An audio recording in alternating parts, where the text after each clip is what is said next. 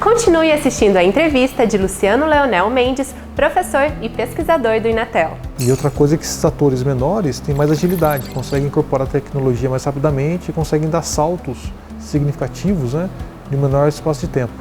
Então isso também pode ser um diferencial para as small caps, né, as pequenas empresas, as startups, né, e as empresas que estão incubadas hoje. Tem duas questões aí que geram essa defasagem no Brasil com aquilo que acontece lá fora, né? Uma está na questão do desenvolvimento da tecnologia e outra a questão da adoção da tecnologia, né?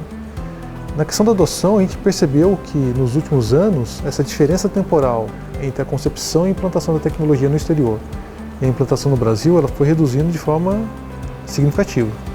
A gente pode ver a diferença de tempo aí que teve lá o 2G lá fora para chegar aqui, foram quase 10 anos. Né? O 3G já ficou mais perto, o 4G, poucos anos, né? E o 5G, a tendência é que aconteça praticamente sincronizado.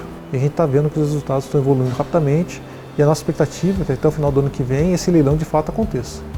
Existe uma certa dúvida com relação a essa data ainda, mas a minha previsão pessoal é que de fato isso vai sair em 2020. Então a gente vai começar a ver as redes comerciais aparecendo no Brasil já em 2021. Primeiro em São Paulo, Rio de Janeiro, Brasília e depois aos poucos espalhando para os outros centros urbanos, né? Mas a nossa grande questão é quando é que essa rede vai chegar de fato no campo, né? Essa é nosso grande desafio, né? E a grande questão que a gente tenta reduzir esse tempo o máximo possível, né? Para isso a gente está fazendo duas versões, né? Duas abordagens. A primeira é essa que eu já comentei com relação ao 5G Range, em que isso de fato vai influenciar na padronização global, que aí é a outra questão, né? Agora o Brasil atuando como desenvolvedor de tecnologia, não como consumidor apenas, então ele está influenciando a padronização e é a primeira vez que isso acontece. Até então a gente não tinha visto isso acontecer. Então a gente está agora, na verdade, não é nem reduzindo o gap, né? Que antes não tinha nada e agora nós temos alguma coisa. Já com impacto para 2025. Então minha previsão é que a gente tenha de fato possibilidades de usar o 5G em áreas remotas a partir de 2027. Então é um tempo ainda razoavelmente grande, né, de um médio a longo prazo, mas é uma realidade que está se tornando cada vez mais palpável, né? E até lá, como é que as pessoas no campo podem conduzir os seus negócios, podem inovar, né, nos seus métodos produtivos antes que o 5G seja pronto para isso, né? Então nós estamos desenvolvendo uma outra solução baseada em 4G, o 4G+, né, o LTE Advanced, que já é uma rede que não tem a capacidade do 5G, mas ela já suporta voz, suporta dados e suporta IoT. E a gente está desenvolvendo isso tudo para caber numa caixa pequena que possa ser facilmente instalada no campo, a baixo custo e, mais importante, de forma independente da operadora. Ou seja, se um fazendeiro quiser ter essa solução na sua propriedade, ele pode simplesmente comprar o equipamento, pedir a solicitação de uso da frequência na Anatel, não é um leilão, é só uma concessão do uso, e ele pode criar uma rede privada na sua propriedade e já usufruir de todos os benefícios que o IoT pode trazer para a sua produção, né? Então essas duas frentes juntas, né, mostram para a gente que a gente vai ter uma solução para iluminar o campo num prazo de tempo bastante curto. Claro, depende um pouquinho do investimento do produtor, depende um pouco da questão da evolução do padrão junto ao 3GPP, que é o órgão que padroniza essas coisas todas, e também da Anatel para ajudar aí com a liberação das frequências, né? Mas tudo aponta para uma solução bastante inovadora, né, no futuro próximo. A quinta geração da rede móvel celular, ela não é uma solução estanque, né, pronta imediatamente. Ela é uma solução que vai vir em ondas. Então hoje nós estamos vendo a primeira onda, que é a questão do aumento da vazão, né? Então a gente está vendo aí um aumento da velocidade na ordem de 20 vezes daquilo que o LTE consegue oferecer. Então essa primeira onda é que está sendo divulgada em todos os lugares. Quando você fala em 5G, todo mundo está falando dessa primeira fase, que é o chamado Enhanced Mobile Broadband, certo? O grupo de padronização agora está trabalhando na segunda fase, que é baixar a latência e permitir exatamente o uso da rede móvel nos sistemas de controles industriais, chamado Indústria 4.0. Então essa versão de baixa latência, que é chamada de Ultra Reliable Low Latency Communication, vai vir agora já em 2020. E em 2021 nós estamos prevendo aí a questão da integração do IoT às redes móveis. Então a gente vai ver nessas ondas de implementação chegando no mercado, né, em cadência. Primeiro alta vazão, depois baixa latência, depois a questão da internet das coisas integradas.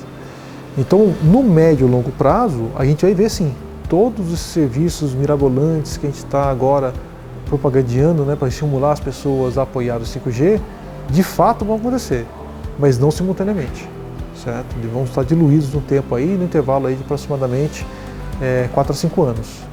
Depois desses 4 a 5 anos, quando o 5G estiver totalmente consolidado na sua concepção, é que nós teremos a plenitude de serviços oferecidos para a população. Mas se você pensa que o Brasil está muito atrasado com essa tecnologia, a realidade não é bem essa. Nosso país reduziu o tempo de chegada da tecnologia a cada nova geração. E com o 5G, as pesquisas brasileiras estão ajudando a criar os padrões para o restante do mundo. Uma das áreas de referência nacional é a rede 5G para áreas remotas, ou seja, para levar internet a todo o país e não somente aos grandes centros. Um detalhe técnico: a rede 5G leva uma quantidade muito maior de dados que o 4G por segundo, mas requer uma frequência mais alta.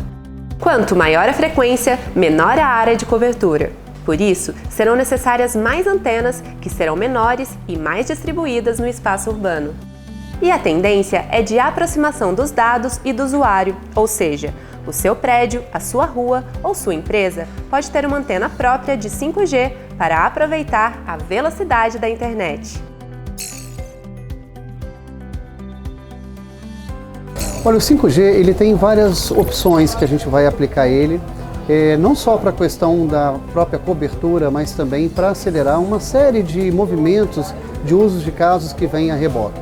Eu acho que o 5G ele primeiro vai endereçar a questão da necessidade da baixa latência, a questão da gente conseguir dar mais capacidade para as conexões, vai permitir que a gente consiga conectar um número muito maior de dispositivos do que o que a gente tem hoje. Eu sempre falo que o 4G ele cumpriu bem a tarefa de conectar as pessoas, mas agora a gente vai sair de 200 milhões de pessoas conectadas no Brasil para ir para um objeto de bilhões de dispositivos. Isso só vai ser possível com 5G. Mas tem um gap. O Brasil é um continente, é um país de uma extensão territorial enorme e muito heterogêneo. Eu acredito muito que o que o Inatel está desenvolvendo em cima do 5G, que é poder fazer o 5G para aplicações de longas distâncias, vai nos ajudar a complementar esse leque de oportunidade com o 5G. Existe um pilar que ele tem que funcionar no mínimo em 3 partes. A gente tem a indústria, a gente tem as operadoras, mas a gente precisa ter academia. Porque se a gente não tem academia, a operadora ela não consegue fazer o melhor uso porque a indústria não vai conseguir avançar com a nova tecnologia. O que a academia complementa é justamente esse tripé, onde a gente passa a ter inovação, a gente passa a ter a disponibilização e a gente passa a ter a aplicação, que é onde a operadora entra. Estar próximo da academia para a gente significa estarmos um passo à frente e preparando para que na hora que a tecnologia seja disponibilizada, a gente já consiga ter um ecossistema de inovação e de desenvolvimento que faça o melhor uso dessa tecnologia. Olha, de certa maneira eu acho que a gente tem falhado em tangibilizar a importância de telecom. Não se trata só de tecnologia ou de equipamentos, mas trata de viabilizar a mudança da vida das pessoas. Às vezes a gente brinca que todo mundo adora os seus smartphones, ama os seus aplicativos, mas odeia as operadoras. Mas sem as operadoras essas coisas não existem. A mesma coisa é a telecom. Telecom é a base de tudo que nós temos hoje na sociedade moderna. Se você não tem telecom, tudo que você gira em torno dessa modernidade, você deixa de ter. Eu acredito que talvez o maior trabalho que a gente tem que fazer daqui para frente é buscar tangibilizar mais que quando a gente está instalando uma antena, não é uma antena. A gente está levando conectividade, a gente está fazendo com que as pessoas tenham mais segurança, que elas tenham possibilidade de estar mais informadas, que elas possam se divertir e que elas possam se conectar com pessoas distantes. Eu acho que a gente tem que resgatar, no final, o que é essa telecom. Porque os jovens podem até ter mudado, mas tem uma coisa que todo mundo persegue, que é um propósito. E o propósito de telecom é lindo, porque ele está ali para poder fazer com que as pessoas tenham uma vida melhor. O Conecta fica por aqui, mas voltaremos com novos episódios para falar das tecnologias que estão na sua vida, mas na sua língua. Se inscreva em nosso canal TV Inatel e acompanhe os próximos vídeos.